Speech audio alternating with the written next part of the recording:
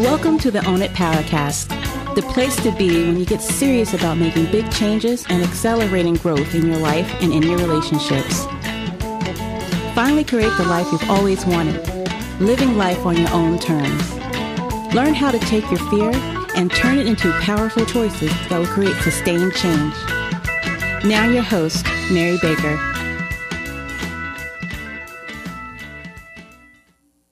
Hey everyone, welcome back to the Own It Powercast, the place to come to get what you need to move yourself forward. Hey, it's Mary Baker and welcome to episode 217, Podcast Rewind. Episode 109, What Choosing Looks Like in Communication. Well, welcome back to this month where we continue to revisit some very important topics that we've talked about in previous episodes, and we're pulling another one from the vault this week. And this one goes into what choosing looks like when we communicate with others. Now, keeping ourselves in a place of choice is something I've talked about here often on the show and will continue. I think it is so important for our sanity, and it means practicing healthy boundaries, working on detachment, and taking responsibility for what we think, feel, say, and do. As we get into this episode, I want you to think about how it's really the only way to not be a psychological hostage in the conversation. And, I might add, the only way to not take other people hostage. And what I mean by that is by using guilt or manipulation and blurring boundaries and rescuing and all that stuff. Speaking of, don't miss the Facebook Live this week, which is coming up this Wednesday night at 7 p.m. Eastern, because that's where I'm going to be talking about how we covertly, secretly rescue others. Oftentimes not even realizing it. Just hit the link in the show notes to take part in that. All right, so let's get to it. Here's episode 109.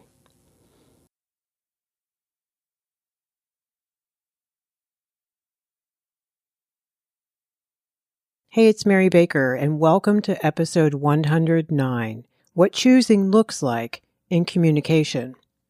So as you know, this month, we've been focusing on what it means to own our choices, why sometimes it's hard to get there, and yet why it's a good thing to do. Well, this week, I want to explore what being in a place of choice and keeping others in a place of choice in our communication, what that looks like, why it's so much healthier, and ways to practice it. So remember last week we talked all about choice theory and how William Glasser talked about 7 habits that he saw as disconnecting, right? Criticizing, blaming, complaining, nagging, threatening, punishing, controlling behaviors that are focused on the other person, obviously, are not going to make someone want to connect with us. In fact, it doesn't connect us with them either. Whenever we're focused on another person, we're usually doing that out of fear because we're keeping them at arm's length. We're keeping the focus on them, not ourselves. We're not letting them in. We're not letting them know what's really bothering us, what we need, what we feel, what we think. And that's why they're disconnecting. Because control is all about fear. Choice is all about love and freedom. But as we've been talking about over many episodes, a lot of times we can avoid choice. Sometimes we don't even know we're supposed to be in a place of choice when we communicate. Typically, how we communicate is what we were taught in our families in our early years, how our family communicated with each other and with us, our friendships, our neighbors, extended family. We learned our language that way. We learned what was normal and what was deemed okay. If you grew up in a family where passive-aggressive behavior was common, then you probably avoided choice. One of the examples is using victim statements like the big sigh, along with, well, I guess I'll have to do it myself then, since you don't seem to have time. Can't you ever make time for me? But I thought you loved me. That's the worst, right? What do you mean you can't go now? If you don't lend me money, I won't have cash to go out tonight. And that's going to be your fault. You just want to control me. Now this is after you set a boundary and say, hey, that doesn't work for me. You are so selfish, insensitive, etc., etc. So those are ways where it's a victim stance and you're focused on the other person and they're all powerful and it's all their fault. And because they're doing or not doing something, you can't be okay. Another way we can focus on the other person and avoid choice is trying to fix their feelings and make them feel okay. Oh, it's okay. You don't need to worry about that. Just do this. Just stop doing that. Or maybe we give them instant solutions instead of just letting them sit in their feelings. Because we are feeling uncomfortable not being able to make them feel better. Not being clear and direct and telling them about us is not being in a place of choice. We avoid telling them what we need to say. Maybe we need to ask for what we need. Maybe we need to set a boundary. Maybe we need to process some hurt feelings with them or some concerns.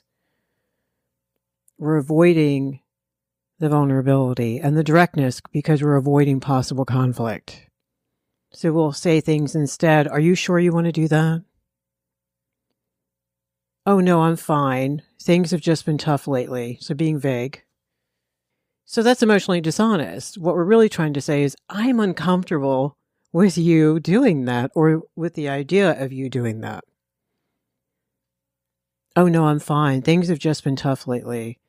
Kind of vague, which, in some situations may be appropriate, but in our close relationships, are we being specific enough to say what's been tough lately? We can use always and never statements to avoid being vulnerable. You always ignore me. You never get home on time.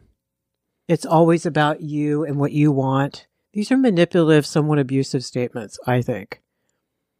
I think they're disrespectful at the very least because we're basically being dishonest, emotionally dishonest, because we're putting our feelings, our fears, and our behaviors onto them. That's manipulative. It's not okay. I think it's emotionally unsafe. When we're not direct, when we don't own our truth, when we don't speak vulnerably, with emotional honesty, in other words, telling them what's really going on for us deep down, I think we make it unsafe for them to be vulnerable as well. It makes it very unsafe for them to be able to or want to confront us when they need to in a healthy way. Maybe they need to tell us what their boundary is or how they're hurting, maybe how we hurt them. So if we cannot stay on our side of the street, if we can't let them stay on theirs and have their feelings and have a right to what they need and think and feel, then we're basically making it unsafe and giving a very clear message. We can't handle that. We've talked before about defensiveness. It's so invalidating. It shuts down the communication and it's negating any responsibility taking on our part if we're the ones being defensive. And here's the biggest thing that I don't think we realize is it never resolves the issue. Nothing gets resolved this way. It never gets resolved, I think, unless and until we can get vulnerable with each other. Until we're able to say things like, God, I feel like I've let you down.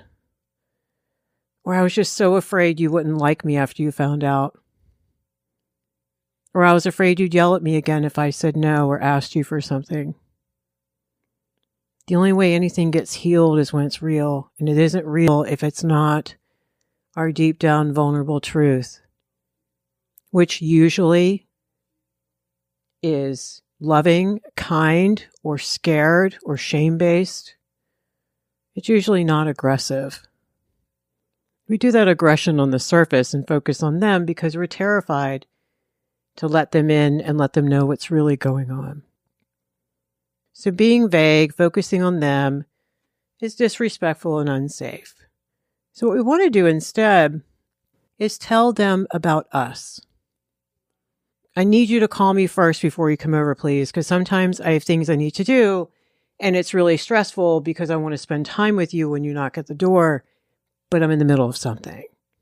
There's no judgment in those statements that I just made. I'm just letting the other person know what I need and what I would prefer. And it was actually mutually beneficial. I would prefer to have time to spend with them when they come over. So it's not even all about me. It's about me taking care of myself, setting the boundary, but also wanting to not be stressed when they knock at the door. So that's me taking responsibility, actually, for my behavior. Avoidance means you let them come in, you don't say anything, you're stressed out, your teeth are gritted, you're frustrated, and you're distracted, and they can feel it, and it doesn't feel good. Being clear is saying something like, I've decided I don't want to clean up after you anymore, so I'm going to let you decide how you want to take care of that.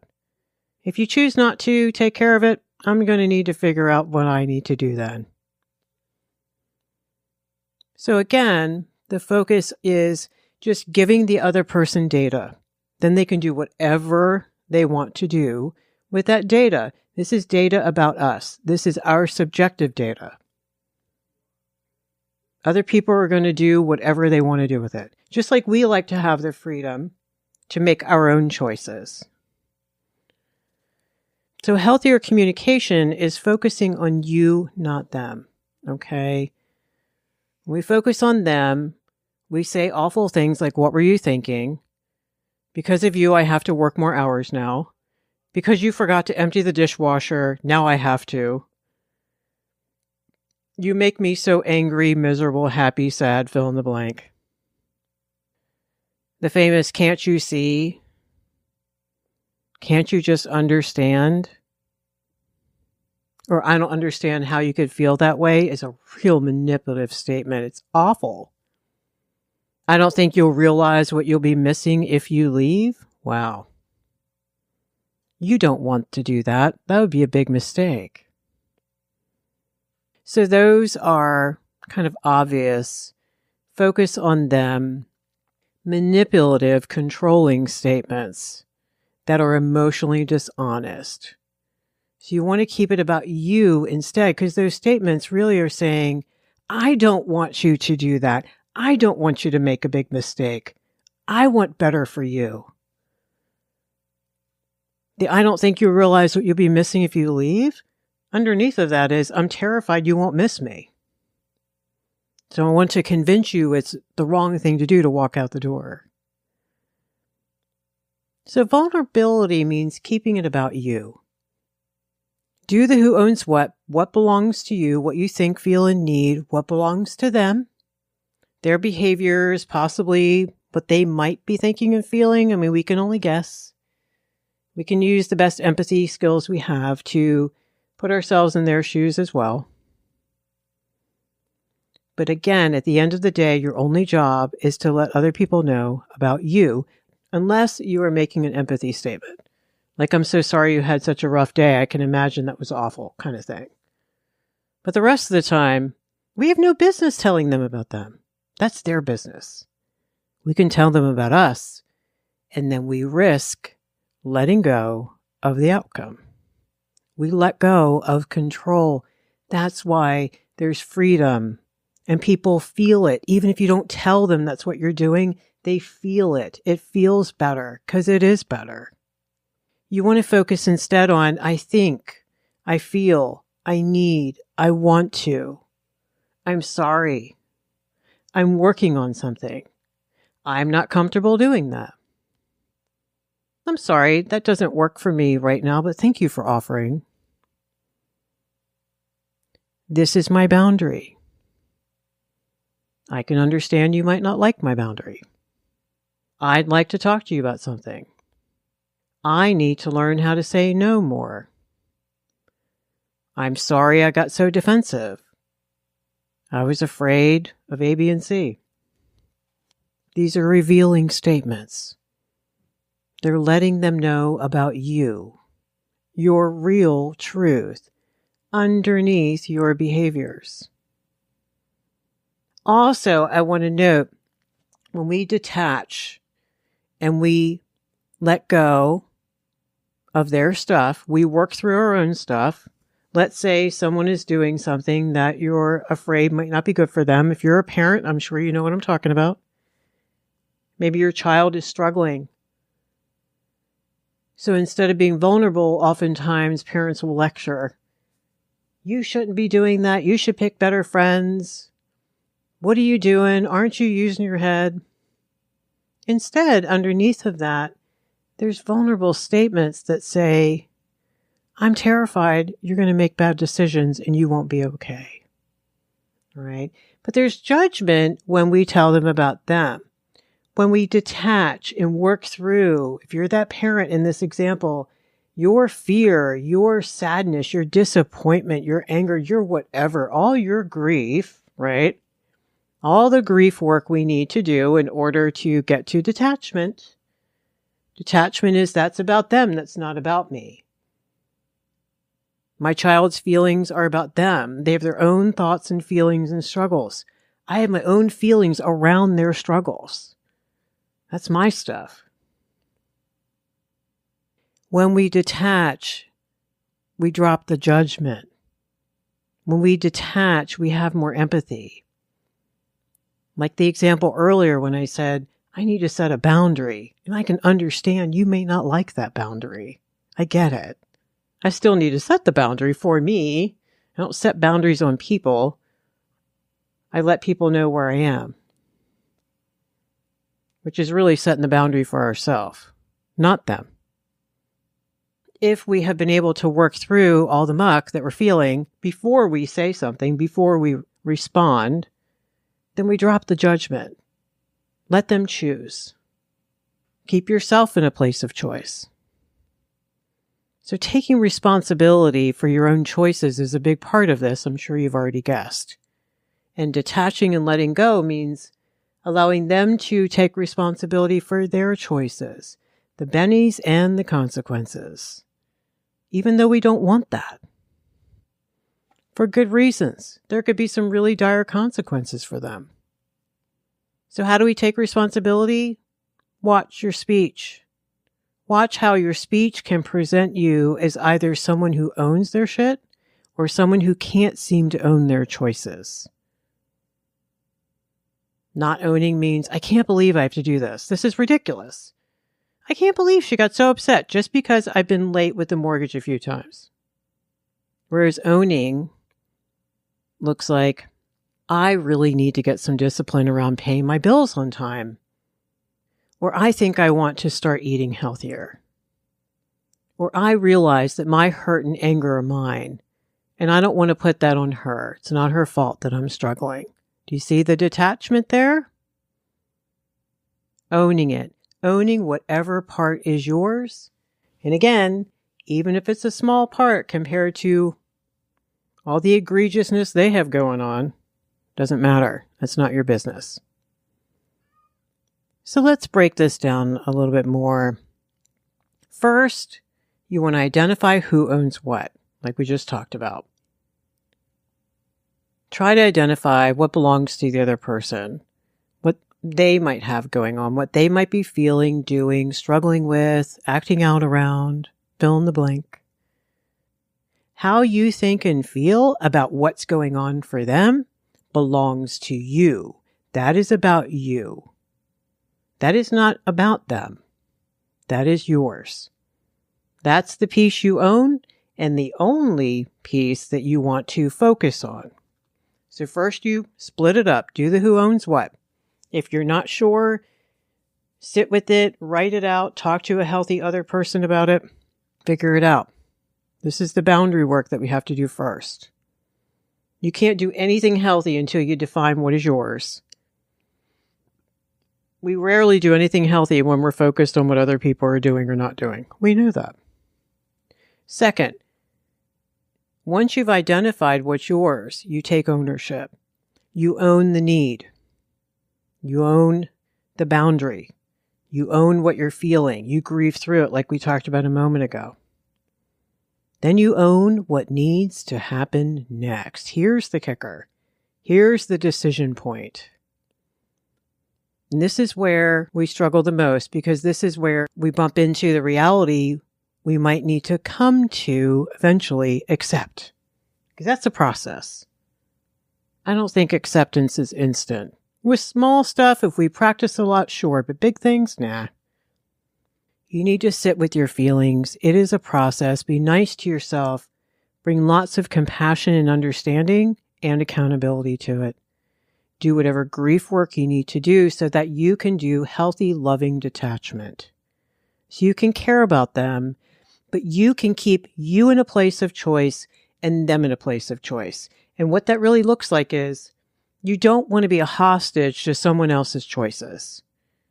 If someone is late all the time, you set the loving boundary and say, look, I need to drive myself. I can't be late all the time. Ball goes to them. They can do whatever they want to do. If they don't want to drive alone, if they'd rather go with you, then they might choose to be on time. They own the choice, which is what we need them to do, because it doesn't matter how worried we are about it.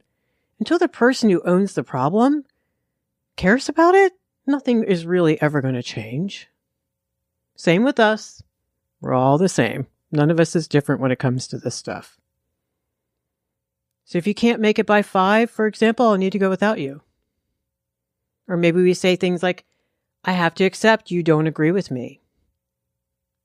And I don't want to nag you anymore. I have to realize that you will do it if and when you're ready. And I need to respect that. However, in the meantime, I'll need to think about what I need to decide.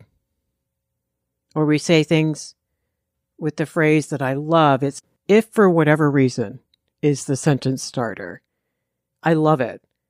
Because when we say if for whatever reason, it gives the vibe that it's not our place to judge whatever their reasons are. That's for them to choose. And we're not commenting on it, even though we'd love to. We're not. We say things like, if for whatever reason you're not able to be more respectful when we argue, I may leave the room. So the opposite would be, we imply judgment. We can say, why can't you be more respectful, right? That's controlling. We want them to stop being disrespectful so we don't have to set a boundary. We don't have to want to accept the reality that, what if they don't want to stop being disrespectful? What if they don't know how? What if they don't even see it as a problem? So I say instead, for whatever reason, I may leave the room. So you're telling them about you, what you're going to do. Ball goes to them. They're in a total place of choice. I think it allows their process to be their business because it ain't yours. And your process isn't theirs. We can say things like, I'm sure you'll figure that out. Or I'll let you decide, instead of telling them what they should decide. And we can say, look, I'm here. If I can be helpful in any way, let me know. But the onus is on the other person. That is their stuff. That's their responsibility. And we're being encouraging and supportive, and we're showing empathy. All right. Final thing you need to do is deal with your fears around doing all this stuff, because I make it sound so easy, is what my clients say. Well, sure, because I'm not in the middle of an emotional conversation with someone I care about. But we still have to look at this stuff objectively if we're going to change behavior. So look at your fears. Look at your own part. Maybe you got defensive. Maybe you were too quick to react out of fear and anger. Maybe you assumed. Pick it apart. What happened in that interaction 5 minutes ago? What's their stuff? What's my stuff? And then what is my stuff that I'm probably guilty of, embarrassed about? It's okay. Can't change something until we own it. Maybe there's a fear of rejection. Maybe there's a fear of you seeing more truth about them and about the relationship. Oh, that's hard. There's a wonderful thing we can ask ourselves. It says, what do I not want to face or accept? Because that would mean ... and you finish that paragraph. So dealing with the fears is a big deal. Dealing with the fear will help you work on the grief work, and then the detachment, and then allowing them to be in a place of choice and you in a place of choice. You got to sit there and do the math in your head. What are their benefits and consequences of showing up late? Okay. Let's say they showed up late 4 or 5 times. You got frustrated, but you waited and then you got to the place late with them. You're enabling bad behavior. You're being held hostage by their inability to be on time. And that is their struggle. We're not judging it. We're just saying that belongs to them. They have a hard time showing up on time. But your stuff would be, I've been allowing this. I haven't really said anything. And I've just been resentful. So healthy would be, I'm going to let them know what I've decided. I'm just going to drive separately if they can't show up. I'm going to let go. I'm going to let them choose their own stuff. I'm going to choose for me. Because guess what? They can't choose for me. I have to do that. And it's not okay for me to put that on anyone else either. So today we're talking about unblurring the boundaries, learning how to grieve and detach, keep ourselves in a place of choice and communication by just giving other people data about ourselves and allowing them to choose and trying to get the hell out of the middle of their choices. Hopefully with minimal impact to us. That takes some time to figure out when you have complicated situations sometimes. Other times it's really simple. What can I do to take care of myself, you ask? How do I keep myself in a place of choice that I can feel okay with? I'm not signing up to do anything I don't want to do. I'm not hanging on the cross. I'm not being a martyr. I'm not enabling bad behavior. I'm letting them know what I've decided. And I am allowing them to be in a place of choice as well, which is so respectful. We forget that. We blur boundaries or being disrespectful. So this is about being in a place of choice in your communication. And I know sometimes it's a struggle to detach, to let go, and to allow them to be in a place of choice. This is a process, guys. This takes work. It's worth it work. It's a lot of front-loaded work in your head until you get used to doing it this way. And it takes loving accountability. It's not easy, but it is so worth it. The more often the not rule applies, the more often than not that you can do this, the better your relationships are going to be. Oh my God, the better you're going to feel. All right, so there you have it. By embracing healthy boundaries and making conscious choices in our communication, we establish emotional safety in our relationships. And emotional safety is a big deal because it allows us to express ourselves vulnerably. It helps us to share our thoughts and feelings, and I think engage in deeper connections without fear of rejection or judgment. This environment, I think, promotes understanding, empathy, and connection. And I think it enables our relationships to become deeper and more profound. Thank you so much for being here today. I hope you walked away with something that you can use this week and start working on or continue to work on. If you don't already get the newsletter, make sure you sign up at ownitpowercast.com and join us for the Facebook Lives. It's really great to see people get in there and talk about what matters and talk about what they're struggling with and what they're getting better at. That's why we're here doing this work. All right, so pay it forward, keep focusing on you, and I'll see you next time.